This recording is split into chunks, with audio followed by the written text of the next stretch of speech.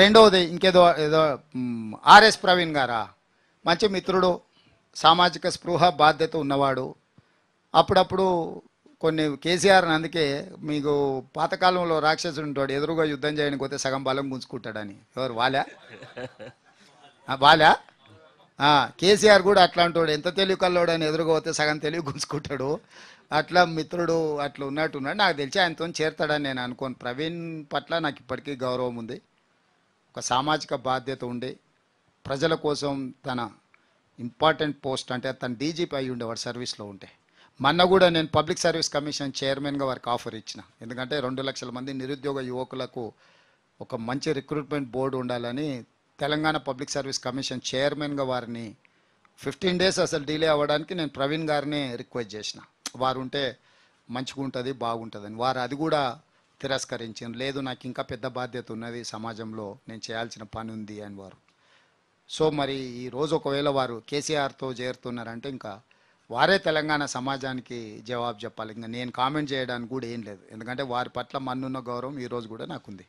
ఒకవైపు ఏమో ప్రవీణ్ కుమార్ మా పాలమూరు బిడ్డ, మరి మంచోడు, నా మిత్రుడు అని చెప్తున్నారు. మరోవైపు బీఆర్ఎస్ వైపు పోతే ఆయన ప్రజలకు సమాధానం చెప్పాలంటున్నారు. అంటే మీరు వార్నింగ్ ఇస్తున్నారా?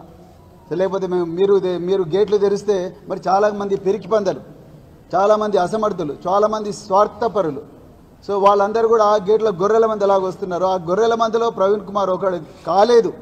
ప్రవీణ్ కుమార్ నిజమైన నిస్వార్థంగా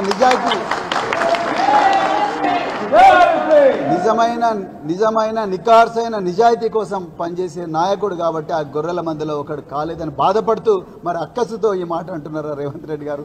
మరి మీరే చెప్పాలి. సో నేను ఎప్పుడు కూడా ఆ గొర్రెల మంది ఉండదలుచుకోలేదు. చాలామంది అన్నారు ఎంత ప్యాకేజ్ తీసుకున్నావు కేసీఆర్ దగ్గర అని అంటా ఉన్నారు సోషల్ మీడియాలో.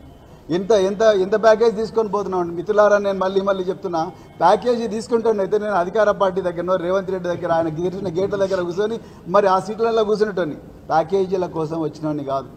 ఒక అభివృద్ధి, తెలంగాణను పునర్నిర్మాణం చేయడానికి ఒక యజ్ఞంలో భాగస్వామి కావడానికి వచ్చిన, అంతే తప్ప ప్యాకేజీల దృష్టితో ఇక్కడికి వచ్చినామని కాదు. అట్లని నాకు ఆస్తులన్నీ వచ్చినాయి, ఆ దొంగ ఆస్తులన్నీ మరి రక్షించుకుందామని చెప్పి భయంతో నేను పోయిన పిరికి పందను కాదు, స్వార్థపరుణ్ణి కాదు. నేను అన్నీ వదులుకొని, ఉద్యోగాన్ని వదులుకొని నేను రాజకీయ రంగంలోకి వచ్చిన. నేను పోలీసు ఉద్యోగులు నాకు పక్కకు పెట్టి కేసీఆర్ గారు ఇచ్చిన ఆపర్చునిటీతో నేను 10 సంవత్సరాలు గురుకుల పాఠశాల సెక్రటరీగా పనిచేసి 10 లక్షల మంది విద్యార్థులను ప్రయోజకులుగా చేసిన. నాకు పైసలు అవసరం లేదు, అలా ప్రజాసేవనే ముఖ్యం అని చెప్పి ఇక్కడికి వచ్చిన. అందుకో